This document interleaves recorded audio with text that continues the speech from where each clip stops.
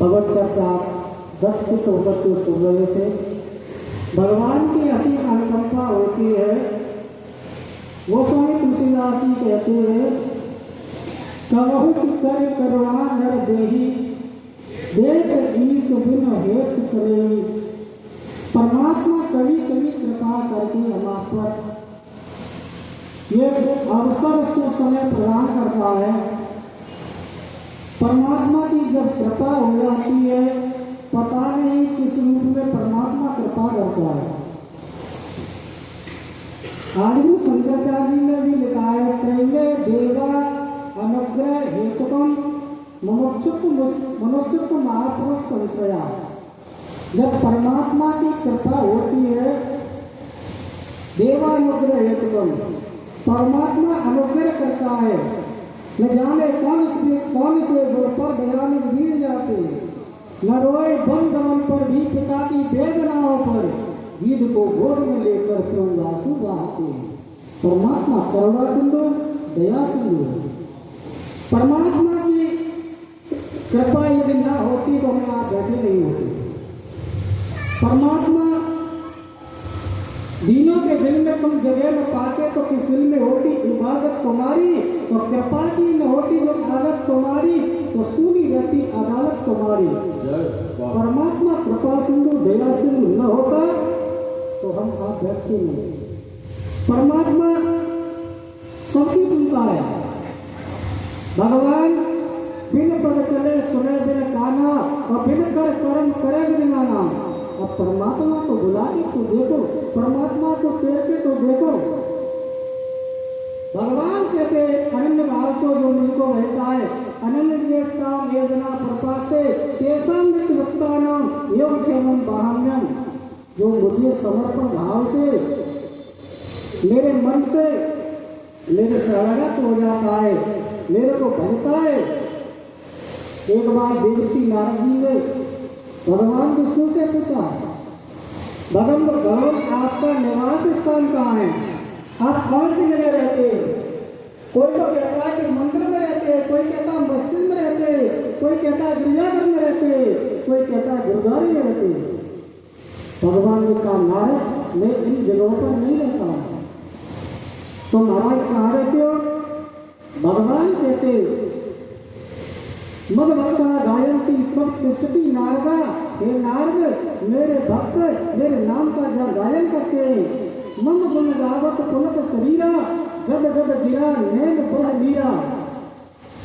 अभ्यासी के भाव से बहुत सुंदर भगवान का मिथिला गवन सुन रहे थे।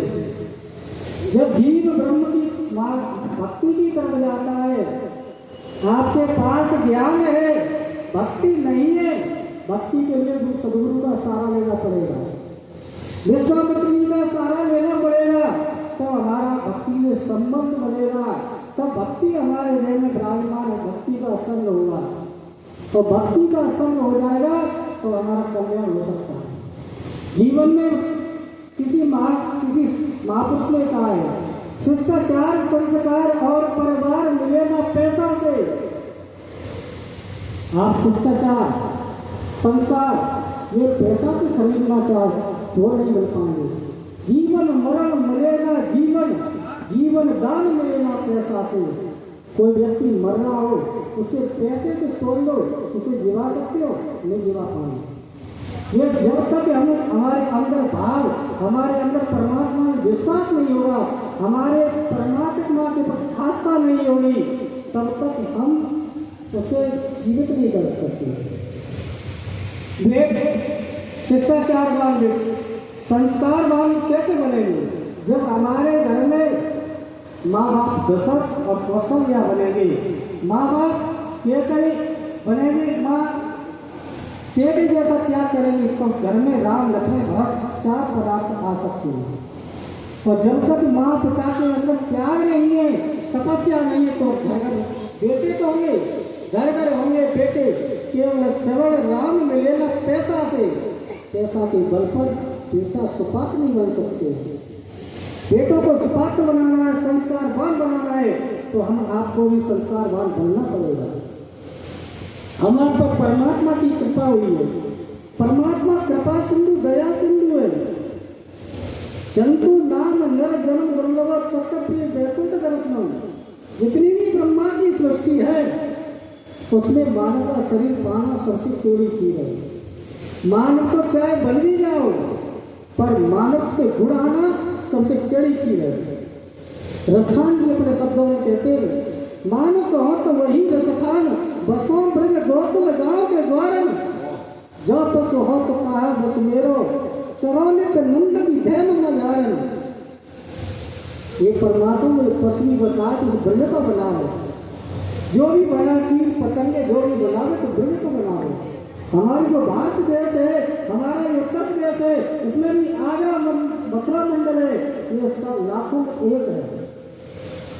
कहते जन्मी जन्मत स्वर्गामस गण्य से, जन्मी और जन्मभूमि स्वर्ग से भी बढ़कर बताई गई है। हम आप पर परमात्मा की कृपा है, परमात्मा कृपा सिंधु दया सिंधु है। दीनों के दिल में तुम जगह न पाते तो किस दिल में होती इबादत तुम्हारी, कृपा की न होती जो आदत तुम्हारी।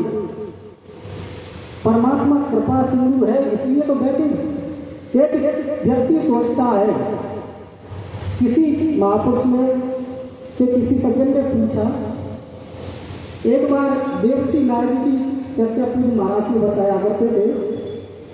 एक बार देवऋषि नारद जी घूमते घूमते बैकुंठ में पहुंचे। उन्होंने कहा, भगवान को प्रणाम किया, दंडवत की, और भगवान अपनी आसन पर विराजमान थे। उन्होंने कहा, कहीं देवऋषि कहाँ से आगमन हुआ है? इनकी महाराज कहीं से न आए, मृतलोक से आए। भगवान बोले कि मेरे मृतलोक के प्राणी, मेरे जीवात्मा सुखी तो है, संपन्न तो है, कोई कलेश तो नहीं है। देवऋषि नारद बोले, महाराज उससे तुम्हें क्या मतलब? तुम तो यहाँ बैकुंठ में आनंद बोल रहे हो, यहाँ सुख बोल रहे हो, और तुम कह रहे हो ये कोई थावर चला रहा है, कोई हर चला रहा है, कोई दुकान चला रहा है, कोई कुछ कर रहा है, कोई कुछ कर रहा है, तब शाम को लोन से रोटी मिल पाती है। भगवान बोले, देवऋषि उनका तो कर्तव्य है, पर उसका मालिक, उसका भरण पोषण करता तो मैं ही हूँ।